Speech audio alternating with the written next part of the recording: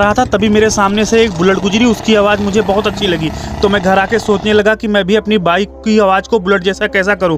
उसी वक्त मेरे दिमाग में आया है प्लान, आइए अपनी बाइक की आवाज़ को करते हैं बुलेट जैसा। हमने ले लिया है कैन, उसके ऊपर से काट लिया कुछ इस तरीके से। आइए सेट करते हैं इसको अपनी बाइक में। जब तक मैं इसको बाइक में लगा रहा हूँ तब तक आप वीडियो को लाइक और चैनल को सब्सक्राइब कर लीजिए। इसकी आवाज़ सुन के अभी आपको मज़ा आ जाएगा। चलिए अपनी बाइक को करते हैं अब स्टार्ट।